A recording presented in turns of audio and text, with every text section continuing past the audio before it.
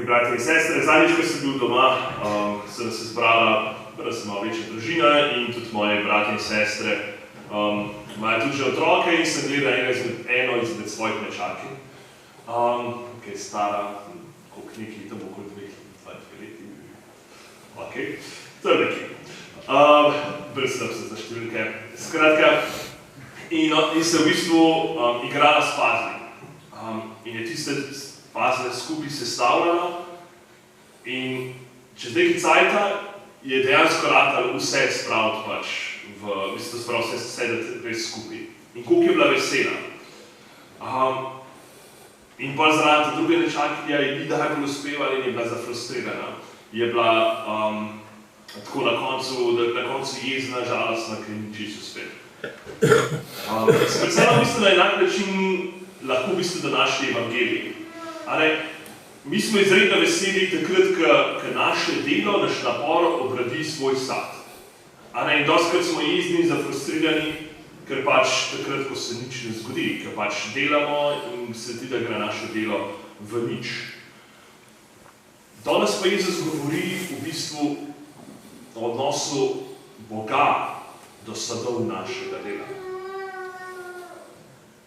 Se pravi, lahko vidimo vprašanje, ki se pojavlja pred Jezusom je, a naša dobra dela pač tudi vzbudijo Bogu veselje in predvsem, a naša slaba dela, takrat, ko ne obrodimo sadov, ali pri Bogu vzbudijo jezo. In ko je Jezus govoril o tele zadeve, to se pravi njegovem času, med ljudi je bilo nekako zelo prevladujoče mnenje, da če delaš zlo, če delaš slabo, če nimaš nič za pokazati pred Bogom, potem boš v bistvu vzbudil Božjo jezo in pač boš gotovo pritegnil slavo v svoje življenje. Najlepše vidimo ta način razmišljanja v Jobovi knjigi, ko v bistvu Job pač izgubi vse, izgubi svoje premoženje, izgubi svoje sinove, hčere in na koncu svoje zdravje. In potem tam sred svetišča dobesedno ostane sam, pride k njemu prijatelji in glavna stvar teh govorov, prav tako so par poglavje, ki so govori njegovih prijateljev, in glavna točka teh govorov je mogoče pa nisi bil toliko pravičen, kakor si pravil, kakor si se kazal drugi. Mogoče pa si naredil nekaj zelo slabega, da se ti je to zgodilo. Ker je bilo to mišljenje, tudi pri nas, tako dostikrat med nami je tako mišljenje, če delam slabo, pa bo že prišla Božja kazen. In zanimivo je, Jezus tega ne zanika. Jezus pravi, na nek način poveže tudi, torej, da če delamo slabo, če nimamo sadov svojega dela, da je možnost, da bomo pokončani enako, kot pač vsi tisti, na kateri je padel stolp v silu in ki so bili pokončani od strani Pilata, da bomo na enak način doživeli enako usodo. Ker dejstvo je v duhovnem svetu, da zlo privabi zlo. Ne gre drugače. Zlo, če delaš zlo, oziroma tudi če ne delaš dobrega, ki bi ga moral delati, pač to privlači zlo. Zakaj? Zato, ker se daš v roke hudmu duhu. In hudi duh nikoli ne prenese s sabo ničesar dobrega. Ampak Jezus v svojem božanskem vedenju pa reče, ampak s temi Galilejci in s temi 18, na katere je pa padel stolp v Siloji, s temi pa ni bilo tako. Oni ni tako, to se pravi, to, kar se jim je zgodilo, ta njihova smrt, ni bila zaradi tega greha. Niso bili večji dolžniki, kot vi vsi, pač, vsi tisti, ki so tam stali, oziroma ga poslušali. Niso bili večji grešniki, kot vsi drugi Galilejci. Ni bilo razlike, ni bil to razlog, zakaj se je to zgodilo. In pa se vprašamo, zakaj pa Jezus potem sploh hotel povedati to priliko. In jo razumemo samo, zakaj sploh hotel govoriti o tem. In razumemo samo, če poslušamo to drugi del. V drugem delu Jezus pove priliko o smokvi. In sami dobro vemo in že postavili se prav, da v vinogradu je nekdo imel zasajeno smokvo. In ko slišimo vinograd, pač takoj vemo, Jezus večkrat ga omenja, da to postavi v kontekst odnosa med njim, oziroma med Bogom, pa med izvoljenim ljudstvom. Vinograd je izvoljeno ljudstvo, je ljudovsko ljudstvo. Če beremo pač preroke, tudi med njimi lahko dostkrat beremo, da primerjajo izvoljeno ljudstvo z vinogradom. In piše, da je ta vinogradnik prišel pogledati to smokvo in iskal sad na njej in ga ni našel.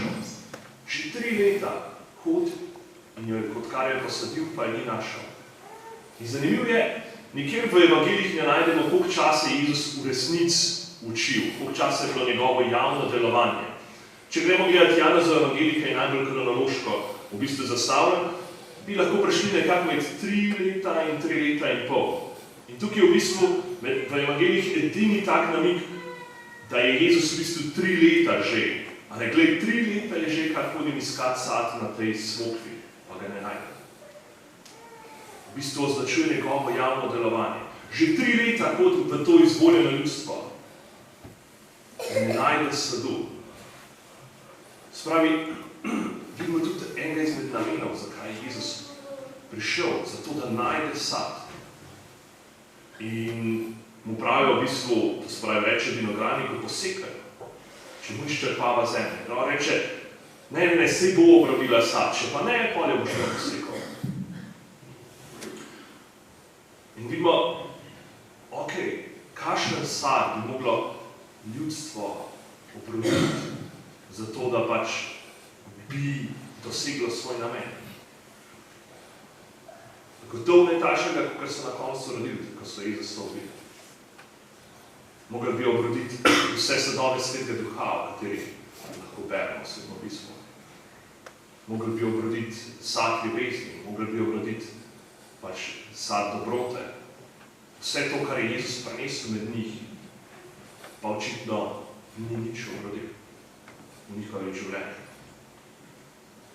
In vemo, da če se res nanaša prav na izraelsko ljudstvo ta prilika, pa vemo, da so dejansko doživeli ponovno. Pač v 70 po Kristusu je potrt tempelj in je ljudstvo v bistvu razgnano. In iz tega lahko razberemo 2 stvari za svoje življenje.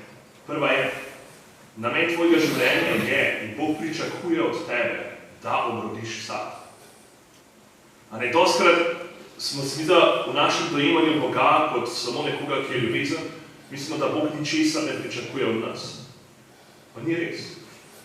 Bog od nas pričakuje, da naše življenje, da vse, kar nam podarja, in sploh nam, ker recimo gremo k Sveti Maši, ker v bistvu prejmemo celo njegovo telo in kri v bistvu pred tem oltarju, pričakuje še toliko več, da bo vse to, da bo res obrodilo v našem življenju sad za druge in tudi za. In druga stvar, če naše življenje ne obrodi sadu, potem nas čaka ista usoda, kot te smokve. Pač možnost pogubljenja je zelo resnična. In o tem govori že zanimiv v Jezusovih besedah, to besedo odmevajo besede Janeza Krstnika, ki pravi, da pač, če ne boste obrodili sadu, boste pač posekani in vrženi stran. Naše življenje, vse dobro, kar ga prejemamo, vse dobro, kar nam Bog daje, ni namenjamo samo za nas, ampak za to, da se na koncu pač imajo drugi od nas pač sad. In za tega posti čas, v katerem so, pač je namenjen intenzivnemu razmišljanju o tem, kakšne sadove obrodi moje življenje. Kakšne darove vse sem prejel, kako je Bog zalival to besedo, pač smokva, če gremo gledati, kako je obdeloval zemljo, kako je, kaj v bistvu mi je vse podaril in kaj za vse to, kaj je posledica tega. Ali pač je moje življenje popolnoma nerodovitno, ali je moje življenje polno življenja in polno darovanja tudi. Pa prosimo Svetega Duha, da bi nam dal spoznati, kakšni so sadovi, kakšni so naši sadovi, in hkrati, da bi nam dal moč, da tudi še v tem trenutku prepoznam, da moje življenje mogoče ne obrodi toliko veliko sadov, da bi imel voljo, da bi se sprejel tako.